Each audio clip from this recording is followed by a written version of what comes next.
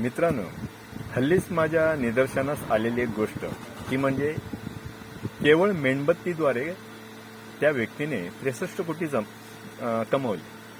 ही माहिती मी आपणाशी शेअर करणार आहे. चीनच्या एका इन्फ्लुएन्सरला फसवणुकीच्या आरोपाखाली अटक करण्यात आली. तिला 10 वर्षांची शिक्षा होऊ शकते, कारण तिने डेकोरेटेड मेणबत्तींना 20 कॅन्डल्स ठरवत विकले आणि सुमारे 63 कोटी रुपये कमविले आहेत. चीनचे तणावग्रस्त युवा ऑनलाईन अजब उत्पादनं खरेदी करत असतात, भावनात्मक आणि आध्यात्मिक दिलासा शोधत आहेत. अशा स्थितीत तेथील युवा अशा प्रकारच्या फसवणुकींना सहजपणे बळी पडतात. अशा प्रकारची सामग्री ही वास्तविकतेला विकृत करू शकते आणि जादूटोण्यादाखल अंधश्रद्धाही फैलावते. त्यापासून युवांनी दूर राहण्याची गरज असल्याचे तज्ज्ञांनी म्हटले आहे. चीनमध्ये काही युवा स्वतःचे प्रेम पुन्हा मिळवण्याकरता इन्फ्लुएन्सर्सकडून विकण्यात येणाऱ्या मेणबत्त्यांसाठी मोठी किंमत मोजत आहेत.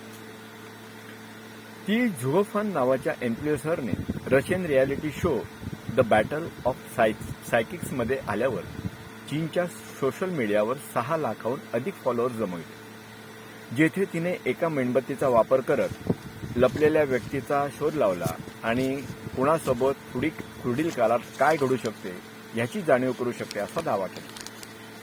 चीनमध्ये परतल्यावर तिने ऑनलाईन हस्तनिर्मित मनोकामना मेणबत्त्या म्हणजे 20 कॅन्डल्स विकण्यास सुरुवात केली. ह्या मेणबत्त्यांना क्रिस्टल आणि सुकलेल्या फुलांनी सजवण्यात येत होते आणि त्यात आवश्यक तेलांचे मिश्रण असायचे. तिने वेगवेगळ्या मिश्रणांना वेगवेगळ्या शक्तींनी युक्त असल्याचे सांगत मार्केटिंग सुरू केले. ह्यात करिअर आणि संपत्ती वाढवण्यापासून पूर्वाश्रमीच्या प्रेयसी किंवा प्रियकराला परत आणणाऱ्या मेणबत्ती जादूटोण्याच्या रूपात विकू लागली.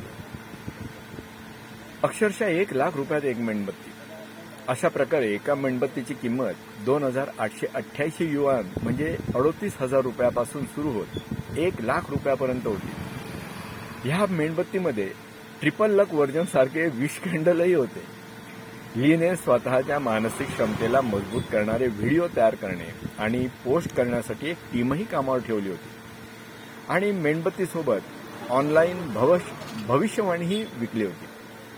एका ग्राहकाने 5,888 युआन खर्च करत मेणबत्तीद्वारे आपल्या दुकानात अधिक ग्राहक येतील अशी अपेक्षा केली होती. परंतु कुठलाच फरक न पडल्याने त्याने पोलिसांकडे तक्रार केली. त्यानंतर ली हिला फसवणुकीच्या आरोपाखाली अटक करण्यात आली. 20 कॅन्डल्स आणि संबंधित मानसिक अभ्यासक्रमाच्या विक्रीतून 63 कोटी रुपयांपेक्षा अधिक कमाई केली होती. चीनच्या कायद्यानुसार विशेष स्वरूपात मोठ्या रकमेशी निगडीत फसवणुकीच्या प्रकरणामध्ये दंड आणि संपत्ती जप्त करण्यासोबत 10 वर्षापर्यंत अधिक कालावधीची शिक्षा होऊ शकते. अद्याप या मेणबत्त्यांची मोठी मागणी हे मात्र यामागचं मोठं हास्यास्पद गोष्ट आहे.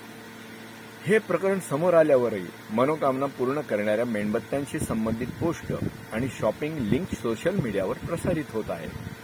काही युजर्सनी तर प्रेमाची मेणबत्ती पेटवल्यावर माझी पूर्वाश्रमीची प्रेयसी पुन्हा शोभत आल्याचा दावा केला. तर काही लोकांनी मेणबत्ती पेटवण्याचा कालावधी आणि लोकांचे बदल पाहण्याचा आग्रह केला. 20 कॅन्डल्सची क्रेज चीनच्या आध्यात्मिक अर्थव्यवस्थेत आहे. मेणबत्त्यांसोबत क्रिस्टल, टॅरो रिडिंग आणि स्पिरिच्युअल रेसच्या स्वरूपात प्रसारित होत असलेली अनेक उत्पादनं सामील आहेत. याच्या तडाख्यात युवा पिढी आली असून ती दबावात आहे. विक्रेते लाईव्ह स्ट्रीमिंग, सोशल मीडिया आणि AI तंत्रज्ञानाद्वारे त्यांची फसवणूक करत आहेत.